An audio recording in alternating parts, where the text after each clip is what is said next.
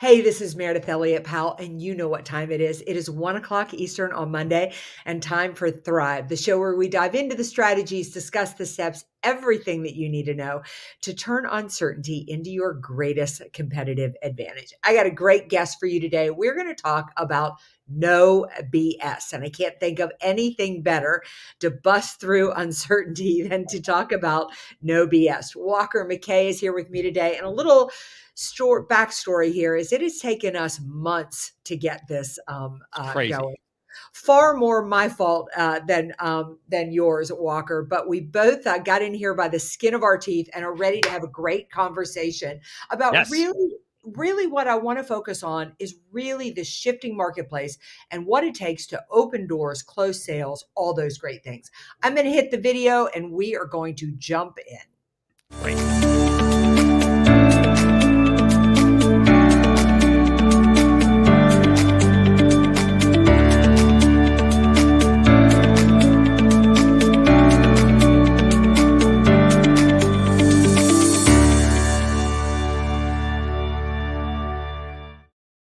All right, again, this is Meredith Elliott Powell, and welcome back to Thrive. I've got Walker McKay here with me, sales guru, author of the No BS Sales System. Now, Walker, just a little bit of background for you. I found you because I listened to you on a couple of other podcasts. I just love what you talked about, what you focused on. But for those that are listening that don't know you, give us the Walker McKay story. And I mean, tell us how you even got into sales in the first place. Yeah, it's a great question. It's probably like a lot of people, I got into it accidentally or for the wrong reasons. When I was just out of college, I went to work for a bank and I was told that I should be in sales or business development because I could talk to anybody and I had thousands of friends, which are, as you probably know, two of the worst reasons to go in sales, right? Because sales is not about talking to anybody and it's certainly not about making friends. If you're doing it right, you'll be sadly disappointed. Most of your prospects don't need more friends anyway. But I got into that, and then I was at the bank for about 18 months, and I was tired of that. I was going into more of a full-time sales role, so I went into commercial real estate at age 22. I was there in brokerage. I was in that business for about 11 years. It almost killed me just because I was wildly unprepared for any kind of the sales or the difficulties of that business. I just was I was an excuse-making mess, shall we say. And that's something that I can talk about later. I finally ended up hiring a sales coach that at the time I didn't need. And this guy showed me that not only was I an excuse maker and that I talked too much, but he helped me answer a question that I had been trying to figure out for a long time. Everybody that I had been around, every sales book I read, everything said, you got to ask the right questions. You got to ask the right questions. And I never could figure out what the right questions were. And that always bothered me. I couldn't figure out I never saw any consistency in what other people were doing. And I came up, all of a sudden I realized after pondering that for about 10 years that that's the wrong question. The question I should be asking myself is, what is it that I'm looking for? What am I trying to learn to see if somebody would be a good prospect for me, right? What are those things I need to know about them that would make them be a good prospect for me? And I realized it had to be deeper than data. It had to be more than how many, how much. But we needed to find out from people, what are their opinions about their situation? What do they think about the situation they were in? And if they thought that was a problem, then I needed to dig deeper and see if that was a problem they were committed to fix. So that's helped me in, a number of careers, but certainly in my, I stayed in the commercial real estate consulting business for a while. And then that coach asked me to come work with him. He said, You've got a good entrepreneurial mind. We're going to grow this business, blah, blah, blah. And so I went to work with him and we had great success for about 10 years.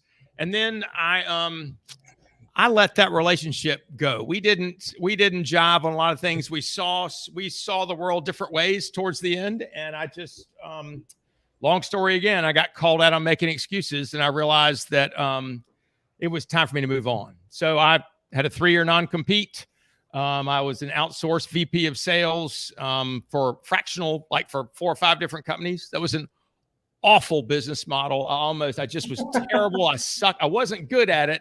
And the business model sucked. And so finally I got back into training and I had a million excuses there too. I didn't have any money for a classroom. And my buddy said, well, we got this thing called Zoom. was 6 years ago and nobody knew what that was. And Wow. I said, I don't have any of my own material. He said, oh, you can come up with that. So I did. And then anyway, he just called me out on all my excuses again. I was like, well, hell yeah, let's go. And he said, what do you want to call it? And I said, well, I've been giving you a bunch of BS. So why don't we call it no BS sales? And I had to explain to my mother that stood for no bad salespeople. But the rest of y'all may have a different interpretation of that. Yeah, exactly. That one makes our mothers happy. I love the fact that you said to find a prospect, it needs to be deeper than data. Because I got to tell you, I find that the biggest place that I see sales professionals waste time is chasing the wrong Oof. prospect.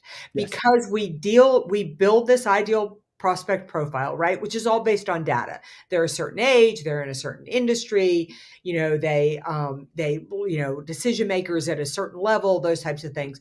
But talk a little bit more about that. I mean, when you work with an organization, you're trying to flush out a prospect. Yeah.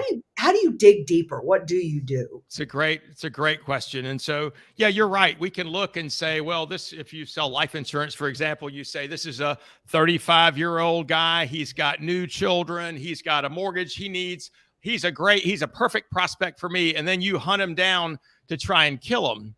And the problem with that theory is it's not just the data. It's what are the things that they're saying to make them a good prospect for you. Right. So, and not that people walk around with their problems on their forehead, but we need to dig in and find out, just because we think they'd be a good candidate for life insurance, why would they think they'd be a good candidate for life insurance? For example, we may have to ask, hey, listen, when you thought about what happens to your family, if you got hurt or you were, killed, what'd you come up with? And then they say, well, I don't really know. Or, you know what? I've got a $10 million liquid net worth, or I've got family money that can cover my family. I don't need a life insurance policy, right? So everybody's got their own situation, how they've walked to this point. And just because we think we know what could fix somebody doesn't mean that that's the idea that they're going to think is the right one. Can I take a quick story on that? Yeah, absolutely. I have a friend who has a family. He'd lived in his house about 2 years. One night, about 2:00 in the morning, fire alarm goes off. He gets up, gets his family out get him out the house. As he's going down the stairs to get out, he dials 911. The fire trucks show up 25 minutes later.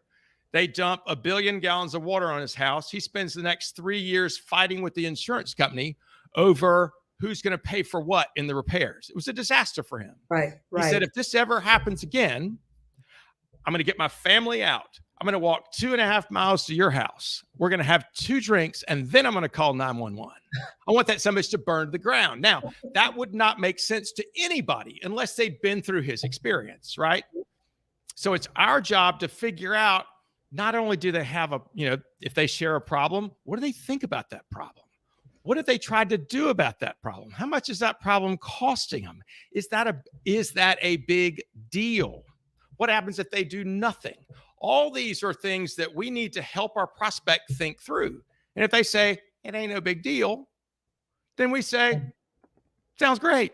I don't need to waste your time. And that's one of the things too, if I can share that, Meridith, one of the things that salespeople do that I think makes us look bad is they use the words my time in their conversations. What I tell my clients is, I want you to ban the words my time from your vocabulary forever. Because if you say, I don't want to waste my time, you sound like a jackass. But if you say, look, I don't want to waste your time, all of a sudden it sounds right. And some people say, well, I say I don't want to waste your time or my time. Don't say my time. You sound like a jackass. Yeah. So have a conversation and say, look, I don't feel any pressure to sell you anything. I don't know if what I have would help you or you'd even need it. And be honest about that. Yeah, such great points. What do you think really in today's marketplace? I mean, you mentioned that you got into Zoom long before any of the rest of us really ever heard into it. But we've come through COVID, we've come through last year, which for a lot of organizations was just a boom year, combined with the fact that we'd all figured out how to navigate this new world, with the fact that things were opening up. So people were grateful to be, back at it. Now we're kind of in this gosh, who knows what's going to happen in today's marketplace? And we're feeling the sales cycle tighten a bit. Where are you seeing some of the biggest challenges and frustrations in the marketplace? I think a lot of it is a great question, Meredith. I think that a lot of this, when we first went into COVID, a lot of people had rules. They would say like, well, listen, my clients would never buy over video because Yeah. my clients are old. They would never do that. Or this just won't work. Or there's no way we can sell if. And so then we kind of walked them through that, and they realized that if they have their wealth financial planner and they've got old people, they're talking to their grandkids on FaceTime all the time. For God's sake, they can use video, right? And then we get into the next phase, which was we can't get product because we can't get that stuff shipped over. They're long lead times. We're not able to sell anything. And then we figured out people would buy it. And so now we're getting into this thing where interest rate environment and financial topsy-turvy, and we say people just can't make decisions in an environment like this. It's all bullshit, right? Yeah. What we need to be doing, if we're not doing it solidly right now, you're going to get killed. You need to be prospecting every single day. Pick up the phone, call people, find out about their business, what's going on, what's working, what's not, how can you help them if they even want help. What I found is, and I went through this, was on the wrong side of this in last century, as my kids like to remind me.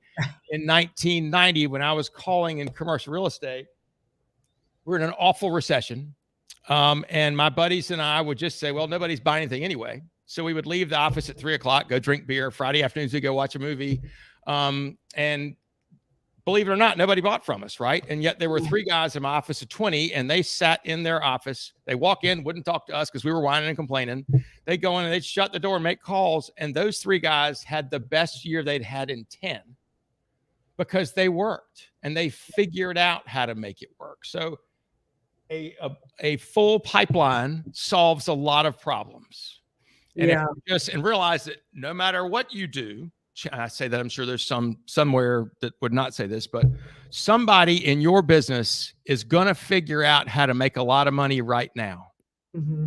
Are you willing to put in the work to figure that out? And instead of saying, in this bad economy, this will never work, some of my favorite words are, I haven't figured out how to yet. I hadn't figured out how to make a lot of money in this crazy economic environment. I hadn't figured out how to get people to answer the phone or to even call me back. Because when you use those words, you're planting a seed in your brain to figure it out, as opposed to saying they won't, it'll never. Does that make sense? It does make sense. It's interesting to me that I find the difference between really successful sales professionals and those that aren't, are that really successful professionals do the work day in and day out, whether, because the thing about sales is you just have weeks where the pipe doesn't move. Yes. I mean, just, and it can get frustrating and it can get a little bit scary, but they tend to plug and do the work day in and day out, almost like as if it's brushing their teeth, it's working out. Yep. They're just doing it consistently. And then you have those, you think they're lucky because they have these windfall months where they double their goal, but it's because in March they made so many sales calls that didn't move at that point, but they just established those behaviors. I read a statistic in Gallup that I forget the statistic. I wrote a blog on it. I should remember the high percentage, and it's a high percentage of sales professionals who do not hit their goals on an annual basis. It's really big. And I'm amazed at a couple of things around that. Number one, why? Number two, why is underperformance accepted in sales, do you think? Well, I think when we talk about goals, I think about whose goals are they? And so is it the company that said, every year we're going to raise your goal 20%? Or is it somebody's personal goals where they sit down and say, gosh, if I could make another $50,000, $100,000, then I could do this thing that I've been dreaming of doing for me or my family, right? Something, that way. So I think a lot of, I think sales is probably not considered by many to be a professional to be a profession. I think it's a lot of people get into sales like I did, or they say, oh, it takes to get into sales. You get a business card with your name on it and you're in sales, or hell, anymore, all you need is a LinkedIn page, right? Right. And so it's probably accepted because a lot of the people that manage it think, well, I couldn't do this either. Or you give people 2, 3, 4, 5, 8 chances because you don't want to hurt them by letting them go. And the reality is you're probably keeping them from going where they ought to be. That's the problem. You're not shooting them. You're letting them go. You're making them available to industry to go find the level they need to be. I don't understand lack of performance, especially over a long period of time, because it gives a message to the rest of your team. We don't really care how you do. We don't believe the stuff we tell you. Yeah. Is that what you think? What do you think? I think it is exactly what you said, in that the person who is leading you can't do what you do and is afraid to hold you accountable. Yeah. Years ago, when I was in banking in sales as well, and I'll never forget, I couldn't get something through centralized underwriting. I was really frustrated. It was about 6:00 at night, and I just hung up the phone yelling at centralized underwriting because that's how unprofessional I was at the time. I'm familiar. Yeah, me too. While I was in a different region of the bank, but our mortgage headquarters were located in our facility. And the executive vice president of mortgage walked into my office and said, "What are you so upset about? We're the only two still there at 6." And I explained to him what I was mad about. And he said, "Pick up that phone and call back and push harder." And I said, "Why?" And he said, because he said, "You're going to win. Everybody in this company, you are more powerful than, because you hit your sales goals, and they just give you a hard time because they're terrified they're going to have to do what you do, and they don't have the ability to do it." And I have never forgotten that. And I just thought, and I do think there's a lot of people who lead in sales who got out of direct selling because they couldn't necessarily consistently close the sales, which is a self-fulfilling prophecy. If you are led by somebody who isn't more effective than you in the process, because I think a lot of salespeople don't hit their sales goals because they're doing something wrong and they don't know what that is. They're choosing the wrong prospect. They're not using the networking to get it right. They're not having the right sales conversation. They don't know how to transition to the close. They don't know. I just did a session for a company on how to position yourself differently in the marketplace, and they really didn't know how to do it. And so I really think, like, most salespeople don't close can't hit their goal because they don't understand what's wrong in the process, and they're being led by somebody who can't help them identify that. I agree with you. And I think most sales training for companies, it turns out to be product training. Yeah. And, that's not selling. It is not product training. Features, benefits is not freaking selling. And we got to realize that sales training should not be taught by marketing, who wants you to know what all the products are. Right. Good sales training is how do you build trust with somebody quickly? How do you understand what they're going through? And then are they willing to trust you enough to give you money to make that personal problem go away? Yeah. Do they trust you enough to give you money, make the problem, which has nothing to do with your product or service? I got to tell you, and we'll never differentiate ourselves by our product or service. If they can't tell you're different yourself, they'll never see you as being better. Yeah, I agree with that. I've long told people that I always felt that I was the most effective salesperson in the first 90 days I started with a company, because I was so ignorant about the products. All I could do was ask questions and listen. And all I would do was just take notes. And I would come back to somebody like you and say, "I had this great call with so-and-so. Here's everything I learned. What do I offer them?" And I would find it was just a multitude of products I could offer, because I could never interrupt them and never offer a product because I had no idea what I was selling. That's something that is such a truth, and that most people don't believe. And you're absolutely right. The more you learn, there's this that they call it a dummy curve, right? So the less you know about the product to start with, the more questions you'll ask. Then when you learn all about the product, you spend more time blabbing about the product, which makes you very ineffective. And when you finally become a professional, you're effective up here again, because then it's all about the prospect and not about your product. Yeah, yeah, absolutely. So, you mentioned picking up the telephone. So, in this world of text, in this world of email, in this world of telephones, in this world of getting somebody on a screen, what are you telling? I mean, what do you think salespeople need to be proficient in, and where does reputation build get into this? That was a big question. Sorry for Yeah. that. So I think we ought to use all means necessary to get in touch with people. There's an old saw. I don't know if it's true or not, but it often takes 12 touches, 12 times they've seen seen your information or heard your name or heard your voice for somebody to even know you're alive. And so I tell people, yeah, this is a great device. It's not just for looking at Twitter. It's not Yeah, just for taking pictures. This thing is actually a perfectly great tool to reach people you can't reach otherwise. And you can be better at it and worse at it. But before you focus on better or worse, focus on using the damn thing. yeah, Somebody who's got great skills who never picks up the phone is a loser, right? And the guy that doesn't have any skills but picks up the phone will find business. It just will happen. I believe mhm, that needs to happen. I think texting has its place as a follow-up. I think direct messages through LinkedIn are important. If you use that, I feel like networking is good. Asking for referrals are good. But I think we need to be working on at least 3 or 4 of those things at any given time to grow your business. I think relying on one is gonna set you back. yeah. I would agree. What about, like, what do you think that sales professionals need to be doing today in the face of building their positioning themselves as an expert, so to That's speak, great. or a Yeah. So resource? a lot of things, right? You can post original content on LinkedIn, and or you can respond to people on LinkedIn who are posting and stuff. Share that thing is good.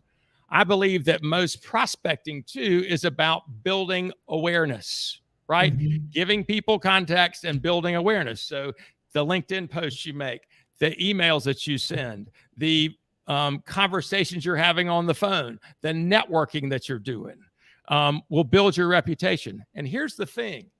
I believe that your reputation, I used to have this statement that when you start working for a business or when you're brand new, right? The business name on the business card is this big and your name is like that big. And as you've been Yeah, working for longer, your name gets bigger and the company name gets smaller.